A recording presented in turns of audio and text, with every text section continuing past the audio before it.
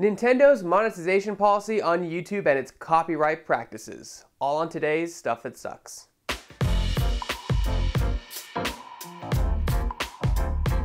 So I wanted to talk about this a long time ago, but I didn't because I was waiting to see how Nintendo was going to react. I wanted to see if Nintendo was going to improve their practices or change them or whatnot. I wanted to give it ample time to settle.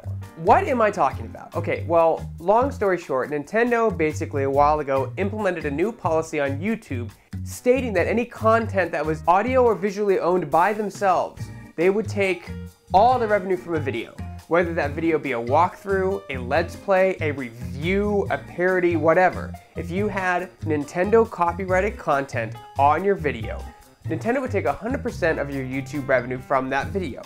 So what's my point in this video to talk about it? My point is it good for companies to do this? And does it affect their sales, their reputation, etc., etc.? And also why they probably shouldn't do something like this. Because it probably does affect them in some way negatively. It's why a lot of content creators, like Angry Joe as an example, don't do any Nintendo reviews. Because I advertise for them, I need to pay them some money.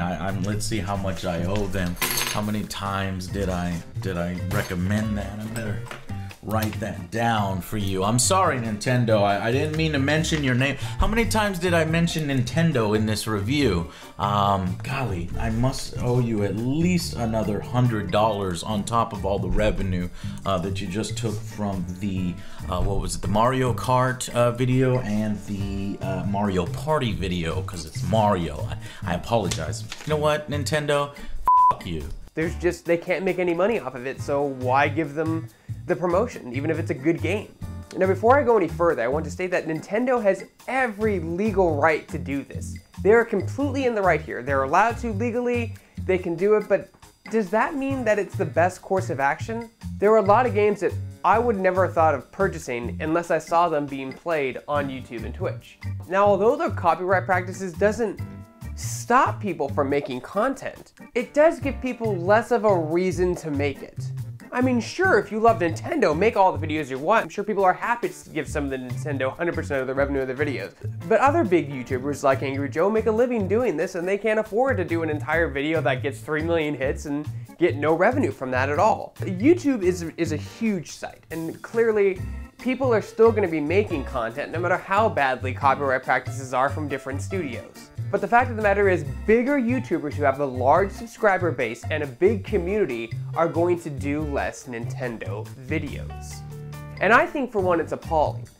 Games are not like movies. Sure, you can post a game and a walkthrough and talk about it and share your experience, but it's not going to be the same as playing the interactive game. A movie, you can watch that anywhere. Movie theater, computer, laptop, tablet, phone. It's the same experience across the board. Well, except for 3D, but I don't want to get into that today. But games are a lot different. You actually need to play them to experience them. Watching someone play is not going to give you the full experience of the game. As a matter of fact, it's probably going to persuade people to buy the game. Because if it looks like fun and the person's having fun playing it, it's basically a huge commercial for the company and their game. Now, with all this banter of the copyright monetization process that Nintendo is still doing, is it affecting their sales? Well, since December of 2014 till now, Nintendo sales have actually gone up. Quite a lot, actually. But who's to say? That could be because they had a really aggressive marketing campaign this holiday season, or just because they finally found their knack for what gamers want in their system. Or they're finally making games that people want to buy on the Wii U. The question that I ask myself is, would we have seen a rise in sales even more had they not done this whole copyright YouTube policy that they released? But in the long run, no, it is not affecting their sales. Their sales have actually gone up and are continuing to go up. Granted, there were some announcements of them getting into the cell phone market and new games coming out and all that jazz. And again, they had a really aggressive marketing campaign, but I can't help but feel that their sales would have been up even more had they not done this horrendous YouTube policy. But what do you guys think? Do you guys think that this is a good move for game companies to do this? I'm not just talking about Nintendo in general. What if EA started saying, no one can play Battlefield Online without us getting a cut of the money. Do you think we'd see less of that content on there? I can guarantee we'd see less content from bigger news sites and bigger YouTube content creators. I mean, there's always going to be your average YouTube gamer just posting videos because he enjoys the game. But huge YouTube personalities that have followers in the millions would probably stop playing the game if there's no money to be made for them on it. Now, like I said before, Nintendo has every legal right to do this, but is it hurting their reputation? Financially, no. Their sales are up, they're selling their Wii systems like hotcakes. The 3DX LL, the new 3DS that came out, sold wonderfully. Their stock has gone up. Let's face it, Nintendo has had a really good year so far. Well, what can we as gamers do about this thing? And what do you guys think?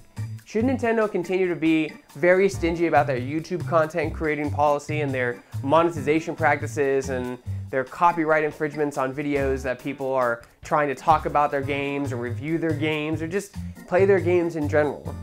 What can we do about it? Well, obviously a lot of the bigger YouTubers have stopped doing Nintendo related content. Or very large YouTubers that have more than 2 million subscribers have started separate channels where they do Nintendo only content so it doesn't affect their revenue on their current channel. Anyway guys, I think it's very crummy and I think it's also very petty that Nintendo feels that it needs to have such a tight grip around its own content.